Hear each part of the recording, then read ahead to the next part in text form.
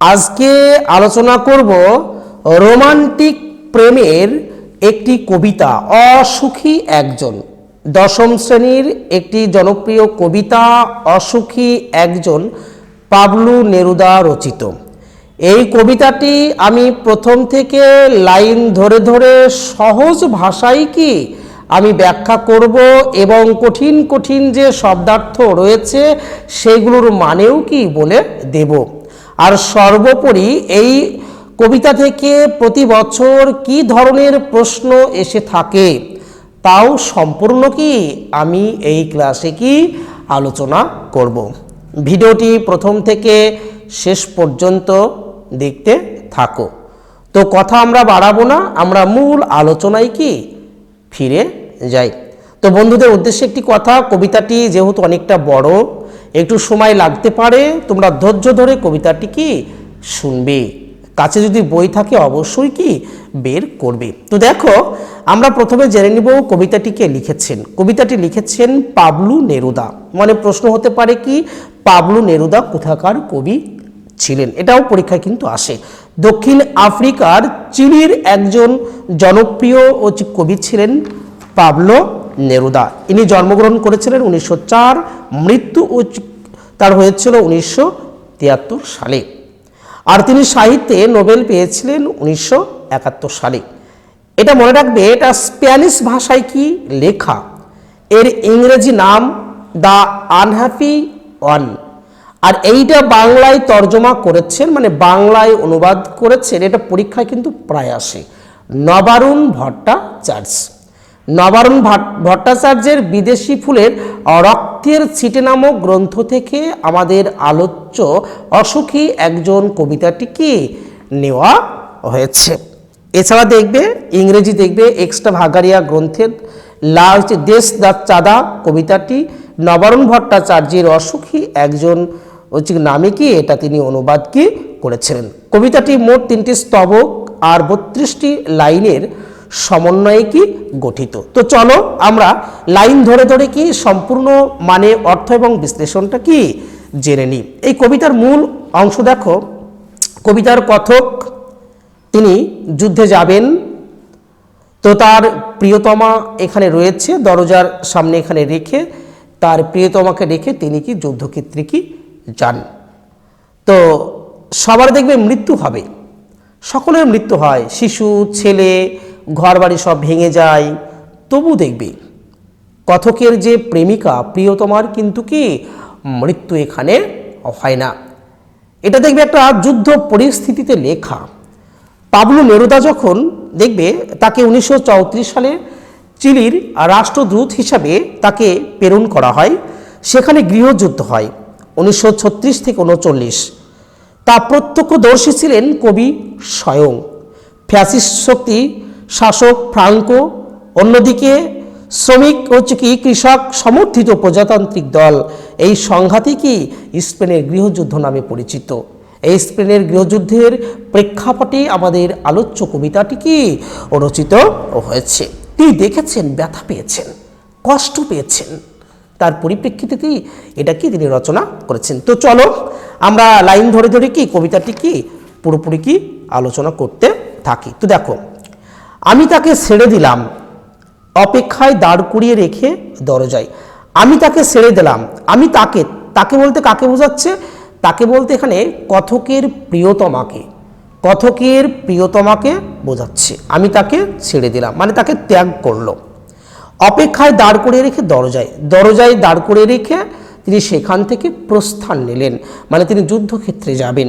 তো সেই জায়গায় দরজায় দাঁড় করে রেখে তিনি সেই জায়গা থেকে প্রস্থান নিলেন। আমি চলে গেলাম দূরে, দেখবে দূরের মাঝে দেখবে ডট ডট দেওয়া আছে, মানে এই দূরে বলতে অনেক দূরের কথা এখানে বলা হচ্ছে, যে দূর থেকে আমাদের আসা আর সম্ভব নয়। কবিতার কথক সে মানে বুঝতে পেরেছে সে যুদ্ধক্ষেত্র থেকে হয়তো বেঁচে আর ফিরতে পারবে না, সে হয়তো সেখানে তার মৃত্যু ঘটে যাবে। তার প্রিয়তমা জানে না, কিন্তু কথক নিজে বুঝতে পারে সে আর হয়তো এখানে ফিরে আসবে না। তাহলে দূরে বলতে অনেক দূরে, বহু দূরে। সে জানতো না আমি আর কখনো ফিরে আসবো না। খুব গুরুত্বপূর্ণ লাইন দেখো, সে জানতো না। এখানে সে বলতে কি কবিতার কথকের প্রিয়তমা, সে কিন্তু জানতো না যে সে কি আর কখনো কি ফিরে আসবে না। একটা কুকুর চলে গেল, হেঁটে গেল গির্জার এক নান। একটা কুকুর চলে গেল, পাশ দিয়ে কি হলো, একটা কুকুর চলে গেল আর হেঁটে গেল গির্জার এক নান। নান বলতে কি সন্ন্যাসিনী, সন্ন্যাস থাকে তো, একটা মহিলা, মেয়ে সন্ন্যাসিনী। এই মহিলা সন্ন্যাসিনীকে বলা হবে কি নান বলা হবে। তো একটা কুকুর চলে গেল, হেঁটে গেল গির্জার এক নান, একটা সপ্তাহ আর একটা বছর কি কেটে গেল। দেখো এই দুটো লাইনের অর্থ কি বোঝাচ্ছে বলো তো? তার যে প্রিয়তমা, কথকের যে প্রিয়তমা, সেই প্রিয়তমার যে সময়টা তাকে রেখে দিয়েছে, সে চলে গিয়েছে, তার উপর দিয়ে, তার জীবনের উপর দিয়ে কি সময়টা ধীরে ধীরে ধীরে কি অতিবাহিত হয়ে কি যাচ্ছে। বৃষ্টিতে ধুয়ে দিল আমার পায়ের দাগ, ঘাস জন্মালো রাস্তায়। তাহলে বৃষ্টিতে ধুয়ে দিল আমার পায়ের দাগ, পায়ের দাগ বলতে কি পদচিহ্ন। তার স্মৃতিটা তার জীবন থেকে আস্তে আস্তে ধীরে ধীরে কি তার স্মৃতিটা কি মুছতে থাকে, তাই না? পরিষ্কার থেকে অপরিষ্কার হয়ে কি তোমার হচ্ছে কি ওঠে। আর ঘাস জন্মালো কি রাস্তায়। শৈশবে তিনি যেখানে তার শৈশবটা কাটিয়েছেন, জীবনটা যেখানে তিনি মানে অনেক বছর পর্যন্ত যেখানে তিনি কি বসবাস করেছিলেন, সেই জায়গায় তিনি আর নেই। আমরা জানি, দেখবে কোনো জায়গায় রীতিমতো বসবাস করলে সেই জায়গায় কিন্তু ঘাস হয় না, কিন্তু সেটা যদি অনেক দিন ধরে পড়ে থাকে দেখবে সেই জায়গাটায় কি ঘাস হয়ে যায়। তো দেখবে কথক এই যে পথ দিয়ে তিনি চলাফেরা করতেন, যাতায়াত করতেন, সেই পথ দিয়ে তিনি কি আর কি চলাফেরা করেন না, কারণ তিনি এখানে নেই। সেই জন্য রাস্তায় কি হয়েছে, ঘাস কি জন্মে গেছে। আর কি, আর একটার পর একটা পাথরের মতো, পরপর পাথরের মতো বছরগুলো নেমে এলো তার মাথার ওপর। এখানে তার মাথার ওপর বলতে কি কথকের প্রিয়তমার, কথকের প্রেমিকার কথা কি এখানে বলা হচ্ছে। দেখো বছরগুলো, এই বছরগুলো বলতে এখানে পাথর যেমন উপর থেকে নিচে নেমে আসে, তেমনি সময়টা কি হচ্ছে তার মাথার উপর দিয়ে কি তোমার হচ্ছে কি পার হয়ে যাচ্ছে। এইটার মাধ্যমে বোঝাচ্ছে তার হচ্ছে কি জীবনের উপর দিয়ে কি, তার হচ্ছে কি জীবনের উপর দিয়ে কি সময়টা কি অতিবাহিত হয়ে যাচ্ছে। মেয়েটির জীবনের উপর দিয়ে কি সময়টা কি পার হয়ে যাচ্ছে। খুব ইম্পর্টেন্ট একটা লাইন দেখো, দ্বিতীয় যে স্ট্যান্জা রয়েছে, খুব গুরুত্বপূর্ণ স্ট্যান্জা, এখান থেকে পরীক্ষায় কিন্তু প্রায় কি আসে। তারপর যুদ্ধ এলো, খুব গুরুত্বপূর্ণ লাইন, এটা খুবই গুরুত্বপূর্ণ, দাগি রাখবে। তারপর যুদ্ধ এলো, দেখবে মানে হঠাৎ করে কি হলো, এবার কি যুদ্ধ শুরু হলো। যুদ্ধটা কি চলে এসেছে। যুদ্ধটা দেখতে কেমন, রক্তের এক আগ্নেয় পাহাড়ের মতো। রক্ত কি হয়, লাল হয়। তো দেখবে এই যে আগ্নেয় পাহাড়, অগ্নি থেকে সৃষ্ট যে পাহাড়, সেটাকে আমরা কি বলি, আগ্নেয় পাহাড় কি বলে থাকি। যে পাহাড়ের গর্ত থেকে আগুন তপ্ত গলিত ধাতু কি নিঃসারিত হয়, তখন সেটাকে বলা হবে কি আগ্নেয় বলা হবে, আগ্নেয় পাহাড়। তাহলে যুদ্ধটা কেমন ভাবে এসেছিল, খুব ইম্পর্টেন্ট, রক্তের এক আগ্নেয় পাহাড়ের মতো কি হলো, যুদ্ধটা কি চলে আসলো। কি হলো তারপর, শিশু আর বাড়িরা খুন হলো। খুব গুরুত্বপূর্ণ লাইন। তাহলে যুদ্ধে কার কার হচ্ছে কি মানে হচ্ছে কি ক্ষতি হয়েছিল, মনে রাখবে এই যুদ্ধে কি হলো, শিশু আর বাড়িরা কি হলো, খুন হয়ে গেল। যুদ্ধ তার মানে কেউ দেখবে না কে বড় কে ছোট কে মাঝারি, তাই না, আবাল বৃদ্ধ হচ্ছে কি বনিতা যা আছে দেখবে সবাইকে কি করবে তোমরা হচ্ছে কি ধ্বংস করে দিবে। আবাল বৃদ্ধ বনিতা মানে ছোট থেকে একদম কি বৃদ্ধ পর্যন্ত দেখবে, যার সামনে কি সে যার সামনে পড়বে, যুদ্ধের সামনে পড়বে, অস্ত্রের সামনে পড়বে, তাকে ধূলিসাৎ করে দেবে। তো যুদ্ধ যখন শুরু হলো, আগ্নেয় পাহাড়ের মতো কি এক যুদ্ধ, শিশু আর বাড়িরা কি হলো সেখানে খুন হয়ে গেল, মানে সব কি ধ্বংসপ্রাপ্ত হয়ে গেল। কিন্তু একটা আশার আলো দেখবে, সেই মেয়েটির মৃত্যু হলো না, সব ধ্বংস হয়ে যাচ্ছে, কিন্তু সেই মেয়েটির কি মৃত্যু হলো না। সেই মেয়েটি বলতে কে বলতো, কথকের প্রিয়তমা, কথকের প্রিয়তমা, কথকের হচ্ছে কি প্রেমিকা। সবার মৃত্যু হলেও কিন্তু তার মৃত্যু কি হলো না। কারণ কি বলতো, ভালোবাসা হচ্ছে শাশ্বত জীবনের প্রতীক। যাকে জীবন দিয়ে, যাকে হৃদয় দিয়ে কি ভালোবাসা যায়, তাকে কখনো কিন্তু কি আমরা ভুলতে পারি না। তো কথক দেখবে খুব ভালোবেসেছিলেন, তার প্রেমিকাও তাকে খুব ভালোবেসেছিলেন।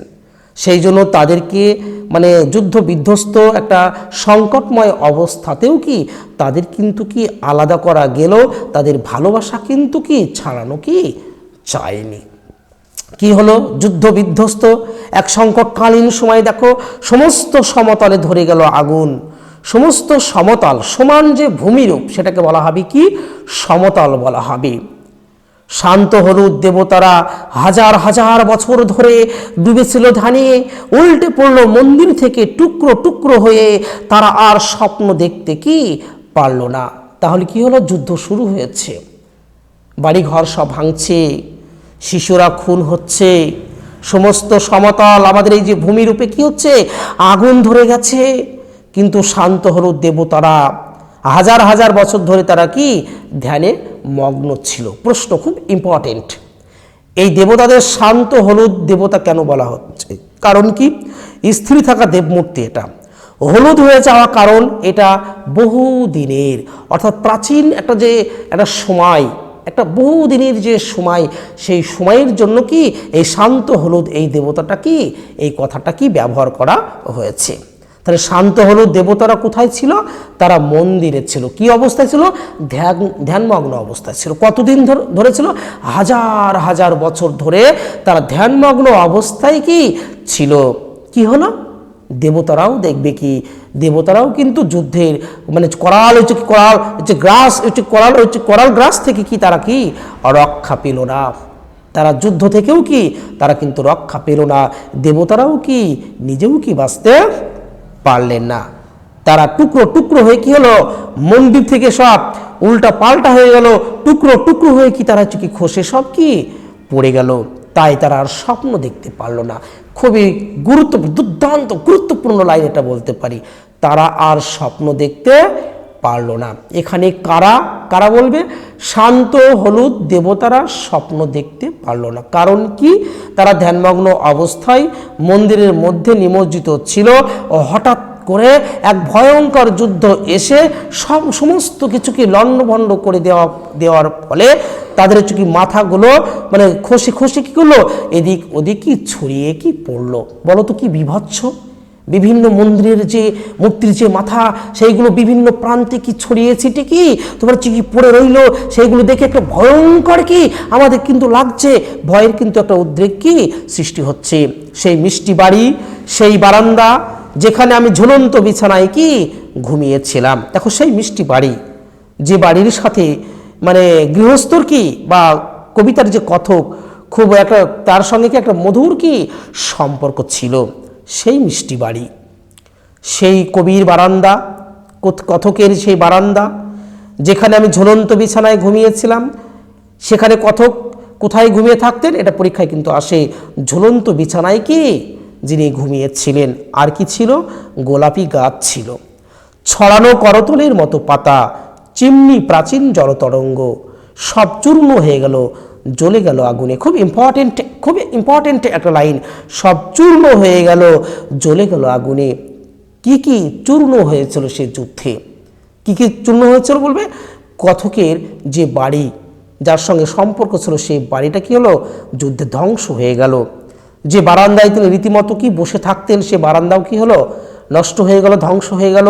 আবার যে বিছানায় তিনি প্রায় কি ঘুমিয়ে থাকতেন সে বিছানাটাও কি হলো তোমার শেষ হয়ে গেল।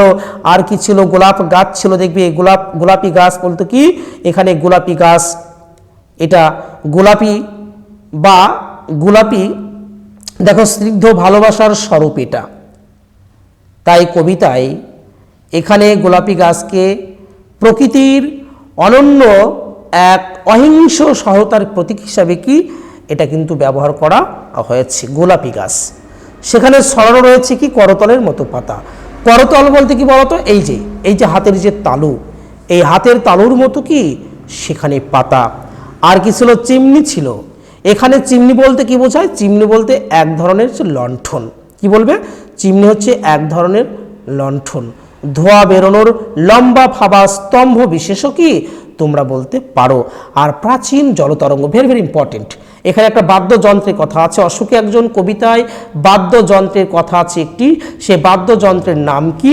কি বলবে? জল তরঙ্গ বলবে। এই জল তরঙ্গের আক্ষরিক যে অর্থ সেটা কি বলবে বলো তো, জলের ঢেউ। কিন্তু এখানে এক ধরনের কি বলবে, বাদ্যযন্ত্র বলবে। এই জল তরঙ্গের কি বাদ্যযন্ত্র, 7টি বাটিতে জল নিয়ে তাতে 7টি সুর বেঁধে কবি দ্বারা হচ্ছে কি কাঠি দ্বারা কি হতো, সেটা বাজানো হতো। এই যে বাদ্যযন্ত্র, এই বাদ্যযন্ত্রকে বলা হবে কি জল তরঙ্গ। এটা খুব পরীক্ষায় আসে। তাহলে এইগুলো যা ছিল সব কি হলো, চূর্ণ হয়ে গেল। মানে কি চূর্ণ, মানে কি সব গুঁড়ো হয়ে গেল কিসে, আর জ্বলে গেল কি আগুনে। সে যুদ্ধের দামামা এখানে বেজেছিল, যুদ্ধ শুরু হয়েছিল, লেগেছিল, সমস্ত কিছু কি ধ্বংস হয়ে গেল, যা ছিল সব চূর্ণ হয়ে গেল, পুরো সব কি হলো, সব ছাই হয়ে গেল। আর কি ছিল, যেখানে ছিল শহর সেখানে ছড়িয়ে রইল কাঠ কয়লা। Very very important. যেখানে ছিল শহর মানে কি যুদ্ধে কি হয়েছে বলো তো, শহর যে শহরটা ছিল সে শহরটাও কি পুরোপুরি কি ধ্বংস হয়ে গেছে, তাই না? আমরা এর আগেও দেখবে যুদ্ধে দেখেছি যেখানে যুদ্ধ হচ্ছে, তাই না? এখন দেখবে তুমি যদি বিশ্বের প্রান্তে তাকাও সেখানে দেখবে যুদ্ধ, মানে বিভিন্ন দেশের সঙ্গে যুদ্ধ অলরেডি কি তোমার শুরু হয়েছে। তো যুদ্ধে কি হচ্ছে, যেখানে তোমার হচ্ছে ওই যে বোম মারছে, যেখানে সে অ্যাটাক করছে, দেখবে সেই জায়গাটায় মানে যা আছে ঘর বাড়ি একটা শহর পর্যন্ত কি পুরোপুরি কি ধ্বংসপ্রাপ্ত হয়ে যাচ্ছে। তো দেখবে যেখানে শহর ছিল যুদ্ধে কি হয়েছে, সেই শহরটা সেখানে ছড়িয়ে রইল কাঠ কয়লা। কাঠ কয়লা মানে কাঠ পুড়ে তৈরি এক ধরনের যে কয়লা, সেটাকে বলা হবে কি কাঠ কয়লা। মানে ঘরটা যা দিয়ে তৈরি ছিল একদম পুরোপুরি কি শেষ হয়ে গেছে, কাঠ কয়লায় কি পরিণত হয়ে গেছে। আর কি, দোমড়ানো লোহা, মৃত পাথরের মূর্তির বিভৎস মানে হচ্ছে কি ভয়ঙ্কর পাথরের মূর্তি। ওই যে খণ্ড খণ্ড মন্দির থেকে যে খণ্ড খণ্ড যে মূর্তিগুলো তোমার চোখে পড়ে গেল, সেটা যখন কি আগুনে ধরে গেল তখন সেই মূর্তিগুলোকে দেখে কি সত্যি অরিজিনাল কি তোমার হচ্ছে কি মানুষ বলে কি মনে হচ্ছে, এবং বিভৎস লাগছে, একটা ভয়াবহতার কি সেখানে কিন্তু কি সৃষ্টি হচ্ছে। তো দোমড়ানো লোহা, মৃত পাথরের মূর্তির বিভৎস, আর হচ্ছে কি মাথা সব এলোপাথারিভাবে সব কি পড়ে রয়েছে, পুড়ে সব কি শেষ হয়ে গেছে। আর সর্বোপরি দেখবে রক্তের একটা কালো দাগ, আর সেই মেয়েটি আমার অপেক্ষায়। রক্তের একটা কালো দাগ, রক্তের দাগটা কখন কালো হয় বলো তো, দীর্ঘদিন রক্তের চিহ্ন কালো বর্ণের দীর্ঘদিন ধরে যদি পড়ে থাকে তাহলে সেই রক্তটা কি কালো বর্ণ কি হয়ে যায়। এটা দীর্ঘদিনের কথা, একটা সময়ের কথা বলা হচ্ছে। সেই সময়ের জন্যই কি এই রক্তটা কি হয়েছে, লালনা থেকে কি কালো হয়েছে। দেখবে তাহলে এই কবিতায় আমরা জানলাম, দেখবে যে যুদ্ধে কি হলো, সমস্ত কিছু কি ধ্বংসপ্রাপ্ত হয়ে গেল, কিন্তু একজনই কি ধ্বংস হলো না। সে কে বলো তো, সে হচ্ছে কথকের কি কবিতার যে কথক, সে কথকের প্রিয়তমা, অর্থাৎ সেই মেয়েটি আমার অপেক্ষায়। এখানে কোন মেয়েটির কথা বলা হচ্ছে, এখানে বলবে কথকের প্রেমিকার কথা বলা হয়েছে। যে কথকের প্রেমিকা মানে কথককে দরজায় দাঁড় করে রেখে যখন তাকে পার করে দিয়েছিলেন, কথক পার করে দিয়েছিলেন দরজায়, সে অপেক্ষারত। সে জানে না সে যুদ্ধ থেকে হয়তো কি ফিরে আসবে না। কথক জানে যে আমি কি যুদ্ধ থেকে হয়তো কি আর ফিরে আসবো না, কিন্তু তার প্রিয়তমা জানে না যে আমার প্রেমিক হয়তো কি আর কখনো কি ফিরে আসবে না। ভালোবাসা দেখবে এমন এক জিনিস, এই ভালোবাসার কখনো কি শেষ হয় না। ভালো শাশ্বত প্রেম কখনো কি বিনষ্ট হতে পারে না। তার জ্বলন্ত উদাহরণ দেখবে কি আমাদের কি এই অশোকে একজন কবিতার যে প্রেমিকা রয়েছে সেটা। তাহলে ভিডিওটি কেমন লাগলো, আর এই ধরনের ধারাবাহিকভাবে ভিডিও পেতে, ক্লাস পেতে তোমরা অবশ্যই কি আমাদের এই মাধ্যমিক অনলাইন গাইড চ্যানেলটিকে সাবস্ক্রাইব করবে। সকলকে ধন্যবাদ।